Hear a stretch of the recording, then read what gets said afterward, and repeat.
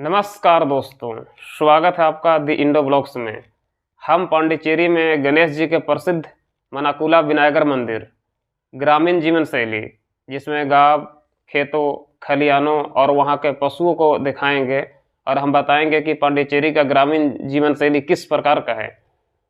हाँ दोस्तों, एक बात और, मेरे चैनल को सब्सक्राइब करें, लाइक करें, शेयर करें। हम पुडुचेरी के एक मंदिर में जा रहे हैं। मंदिर के बाहर दुकानें सजी हुई है। लकड़ी का भगवान गणेश का प्रतिमा, देखिए अलग अलग देवी देवताओं का प्रतिमा।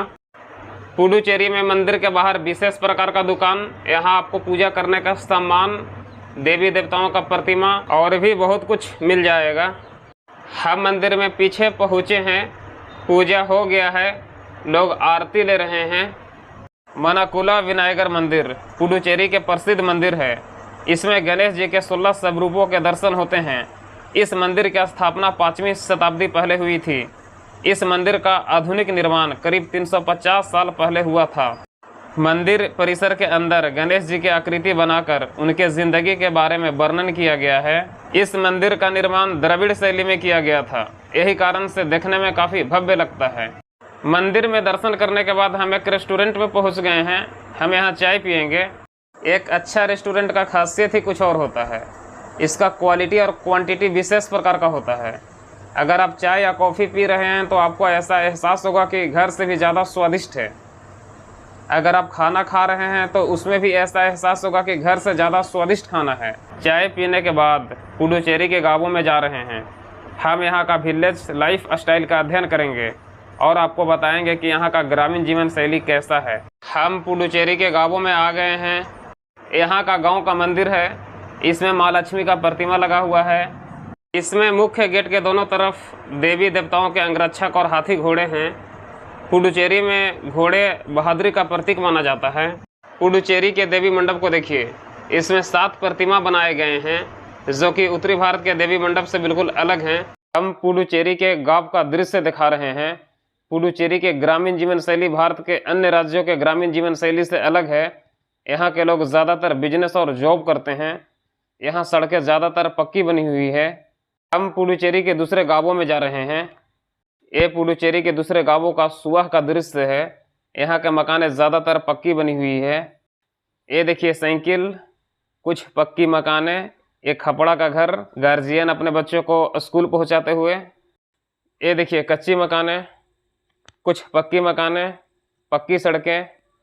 इस प्रकार का पांडिचेरी के गांव जो उत्तरी भारतीय गांवों से थोड़ा अलग है। पांडिचेरी के गांवों के नज़दीक कच्ची सड़कें, ऐसा लग रहा है 1990 के दशक वाला रोड पर चल रहे हैं।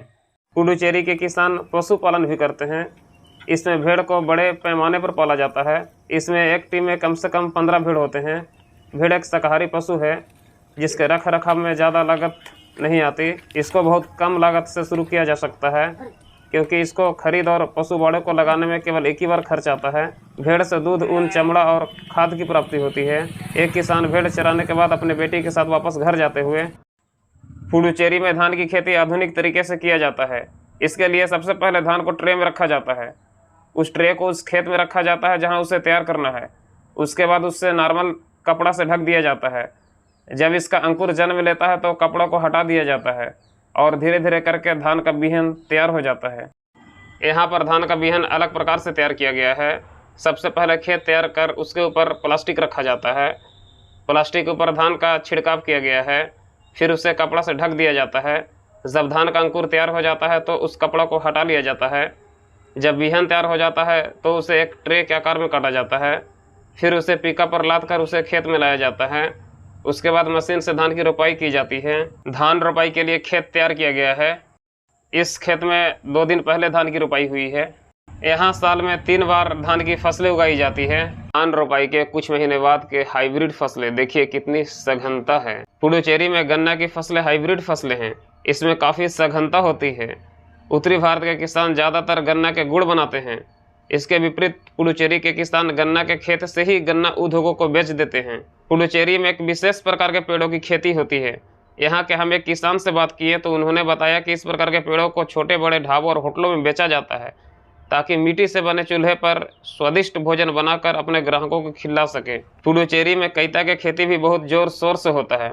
इसको चिचिंडा या स्नेक गार्ड भी कहते हैं। चिचिंडा के अच्छे खेती के लिए इस प्रकार के बागान बनाना पड़ता है, क्योंकि ये लताओं पर उगने वाले सब्जी है। हालांकि इसको बिना बागान के ज़मीन पर भी उगाया जा सकता है। इसके खाने से अनेक प्रकार के फायदे होते हैं। इसमें कैलोरी कम होती है, इसलिए वजन नियंत्रित करने में सहायक होता है। इस सब्जी में कई ऐसे गुण होते हैं जो डायबिटीज के कंट्रोल कर सकते हैं। ये मूंगफली की फसलें हैं जो देखने में काफ़ी उन्नत किस्म का लग रहा है। इसके जड़ में मूंगफली लगना शुरू हो गया है। जब मूंगफली की फसलें तैयार हो जाती है तो उसे बाहर निकाल कर सूखने के लिए खेत में ही कुछ दिनों के लिए छोड़ दिया जाता है। जब मूंगफली की फसलें सूख जाता है तो उसे मार्केट में बेच दिया जाता है। पुडुचेरी के किसान अपने जानवरों को चारा खिलाते हुए ये मूंगफली कहलाता है। इसमें से मूंगफली निकाला जा चुका है। एक छोटा सा कमरा है, इसके अंदर मोटर रखा हुआ है। पांडिचेरी में फसलों के सिंचाई के लिए कुएं का उपयोग किया जाता है। समुद्र के निकट होने के कारण यहाँ हर जगह पृथ्वी के नीचे पत्थर ही पत्थर हैं। एक दूसरा कुआं है, इसमें भी चट्टानों के काट करके कुआं बनाया गया है। ये ज़्यादा पुराना कुआं नहीं है, क्योंकि कुएं से काट कर निकाले गए पत्थर आज भी मौजूद हैं। ये लौकी और झींगी के बागान है, जो कि बिल्कुल नई तरीके से बनाया गया है। इसमें नीचे प्लास्टिक और ऊपर में मचान बनाकर रस्सी खींचा गया है। इसके ऊपर इसका लता फलता फूलता है और फिर उसके बाद सब्जी का उत्पादन शुरू हो जाता है। पुडुचेरी में भिंडी की खेती बहुत जोर शोर से होता है। यहाँ पर कई एकड़ में फैले भिंडी की खेती के मालिक सिर्फ एक किसान है। अगर आप पुडुचेरी के शहरों में जाइएगा तो वहाँ आपको 10 रुपये पर केजी के हिसाब से भिंडी मिल जाएंगे।